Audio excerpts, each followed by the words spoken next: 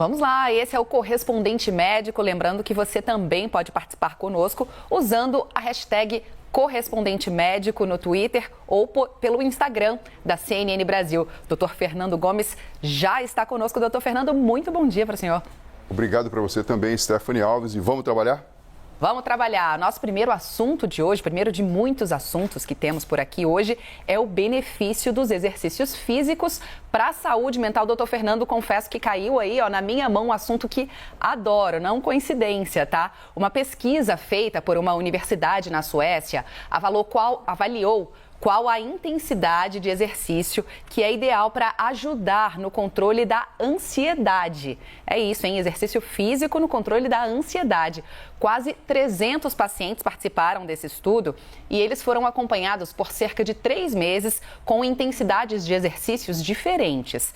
O resultado mostrou que, seja qual for a intensidade do exercício físico que seja praticada, ela ajuda a controlar a ansiedade. A gente conversou com uma pessoa que foi diagnosticada com ansiedade há 15 anos e contou como é que a atividade física tem ajudado aí no tratamento da doença. Vamos ouvi-la primeiro.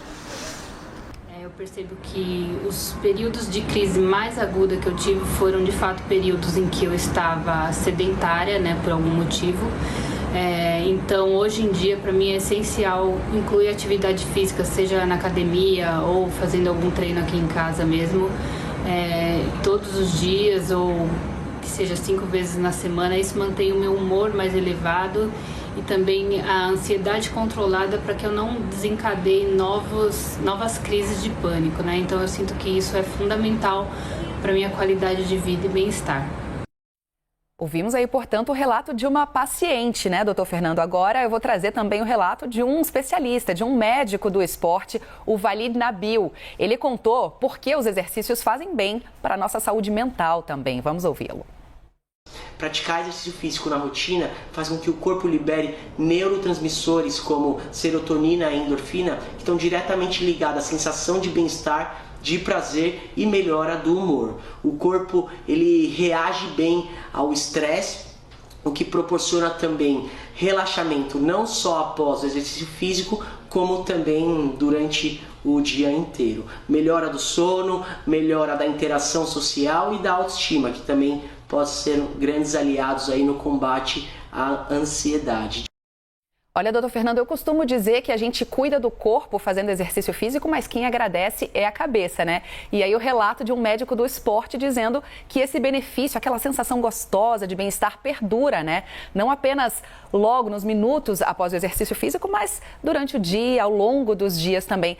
E aí eu queria saber do senhor também, quanto é que a gente deve fazer de exercício físico? Quanto é bom, quanto é o mínimo necessário, se é que existe um mínimo necessário, hein, doutor Fernando? Primeira coisa que a gente precisa ficar atento, Stephanie, que existe uma conexão direta entre a nossa saúde mental e a saúde física e vice-versa. Isso porque existe uma conexão entre o trabalho muscular, a própria atividade osteomuscular, que acaba acontecendo quando a gente faz atividade física e exercício físico organizado, e a liberação de substâncias, tanto pelo próprio músculo, como também em sistemas que existem dentro do próprio cérebro, como, por exemplo, as endorfinas, que provocam, na verdade, aquela sensação de analgesia.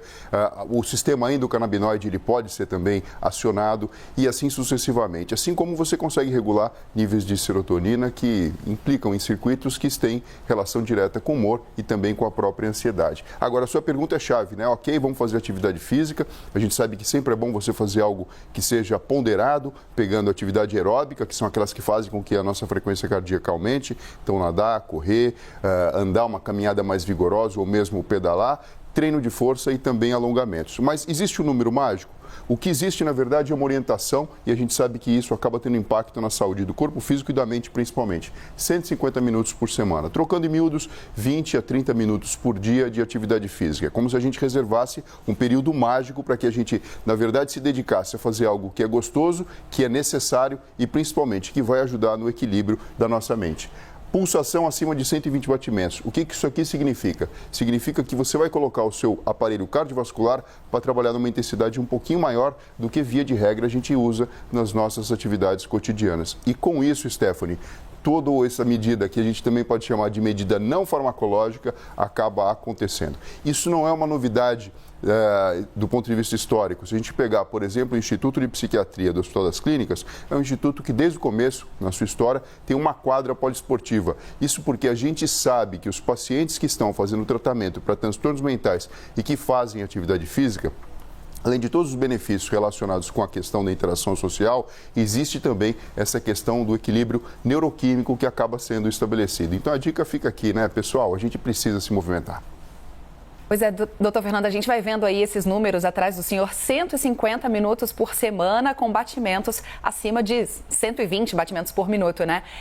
São números, assim, parece difícil da gente tentar entender, mas para quem já compreende um pouquinho mais essa questão de exercícios físicos, não é muito, né? Não é muito difícil a gente conseguir encaixar essa atividade. O que a pessoa pode fazer, às vezes até dentro de casa, para fazer caber esse exercício físico que faz tão bem para o corpo e agora para o cérebro também, né? Está comprovado pela ciência. Sim, Stephanie, é uma questão primeiro da gente organizar a nossa agenda. Se a gente lembrar, por exemplo, da escola, dos primeiros anos de escola, sempre tem aquela disciplina chamada educação física. Então, dentro da nossa própria agenda, sempre já veio, na verdade, esse pacotinho em que a gente deve dedicar um certo período de tempo durante o dia para se movimentar.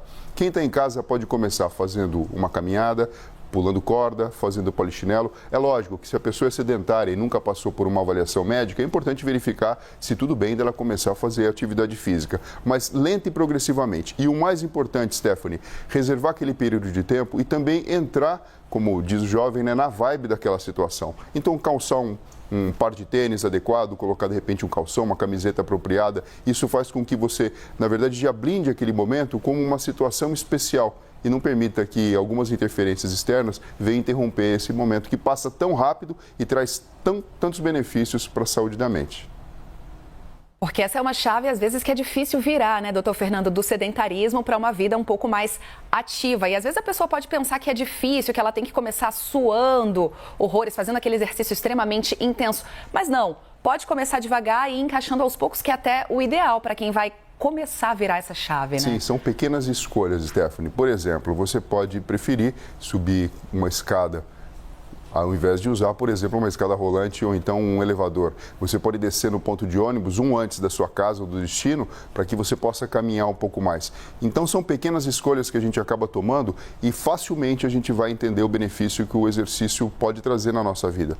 E lento e progressivamente, dedicar esse tempo para que você possa fazer essa atividade. Sempre convidar alguma pessoa, de repente uma caminhada, acaba sendo algo que naturalmente a gente pode iniciar e acompanhado isso pode ficar um pouco mais fácil. Além de ser agradável, o seu corpo vai agradecer. Com certeza, o corpo e a cabeça, né, doutor Fernando? Vamos aqui para o próximo assunto agora. Esse mostra a capacidade do nosso corpo de se adaptar a algumas situações. Pesquisadores da Austrália descobriram que o fígado dos homens usa uma estratégia para se defender de doenças e da degeneração. O órgão usa hormônios femininos para ficar menos vulnerável. Essa descoberta é importante porque o fígado dos homens é diferente do fígado das mulheres.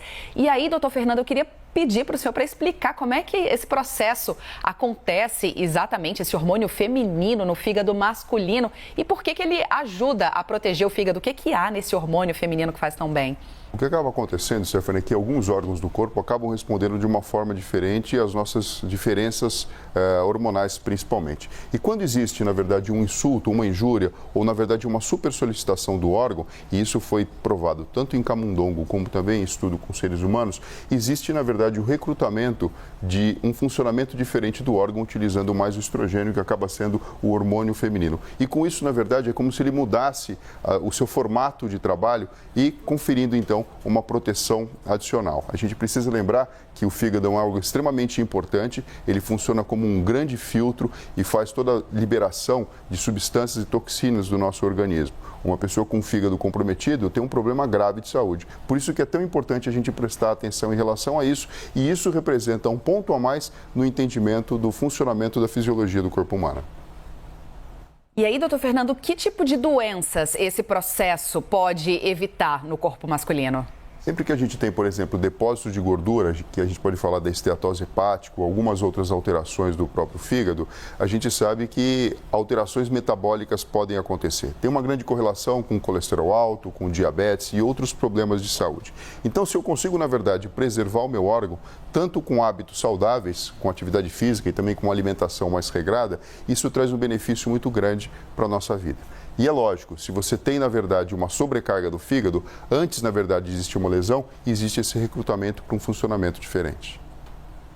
Vamos agora para o nosso terceiro assunto do dia. Vamos falar sobre a alimentação dos adolescentes. Você conhece algum jovem que só come doces, salgadinhos, bolacha ou biscoito? Não vou entrar nessa polêmica aqui não, mas que só se alimenta disso? A gente já sabe, né, que o consumo desses alimentos chamados de ultraprocessados deve ser controlado, deve ser moderado. Agora, uma pesquisa da Universidade de São Paulo deu números ao risco do consumo excessivo desse tipo de alimentos pelos adolescentes. Doutor Fernando, mostra para a gente quais são as descobertas dessa nova pesquisa, hein? Olha só, os números são contundentes, Stephanie. O consumo superior a 48% de ultraprocessados por dia, e você falou muito bem os exemplos de alimentos que representam essa classe, estão atrelados com um risco grande de algumas complicações que a gente não quer que nenhuma pessoa faça parte desse grupo, porque nós sabemos que existe um grande comprometimento da saúde e até mesmo um encurtamento da expectativa de vida. 45% a mais de chance de obesidade. Nós sabemos hoje em dia que a obesidade acaba representando um distúrbio no qual o corpo mostra uma resposta inflamatória mais exacerbada. Não é à toa que nós notamos durante a pandemia que indivíduos que tinham obesidade tinham uma resposta mais exuberante quando chegavam naquela fase da própria inflamação do corpo, o que a gente não quer. 52% mais chance de gordura abdominal. E a gente sabe que a gordura nessa região, o problema não é necessariamente estético. O grande problema é a correlação com o mau funcionamento do metabolismo. E 63% mais chance de gordura nos órgãos, por exemplo, no próprio fígado. Então, isso faz com que a gente fique atento que a nossa alimentação, a gente já sabe disso, ela precisa ser saudável e que o excesso que muitas vezes acontece devido ao próprio estilo de vida ou então a falta do gerenciamento e orientação adequada dos jovens pode impactar de forma extremamente grave na própria evolução da saúde, comprometendo órgãos e até provocando doenças lá no futuro, Stephanie. É claro, doutor Fernando, que entre todos esses problemas que o senhor lista aí, não existe um ranking, né? Mas vou pedir para o senhor detalhar qual é exatamente o risco do acúmulo de gordura nos órgãos. A gente pode imaginar o seguinte, Stephanie. O que acaba acontecendo? Se eu tenho acúmulo de gordura nos órgãos, por exemplo, nos vasos, eu acabo tendo uma maior predisposição à existência de aterosclerose. E com isso aumenta o risco, por exemplo, de um infarto agudo do miocárdio, de um acidente vascular encefálico, comprometimento vascular ao redor do próprio corpo. Se eu tenho órgãos infiltrados com gordura, eles podem funcionar de uma forma atrapalhada, de uma forma não saudável. Por exemplo, no fígado, aumentando a chance de distúrbios metabólicos. Então, aqui, correlação direta com diabetes, com pressão alta, com colesterol alto, com triglicérides, muitas vezes descontrolados. Por isso que é tão importante, na verdade, a gente prestar atenção no que a gente coloca para dentro do nosso corpo físico e, principalmente, a forma que a gente relaciona com o mundo físico.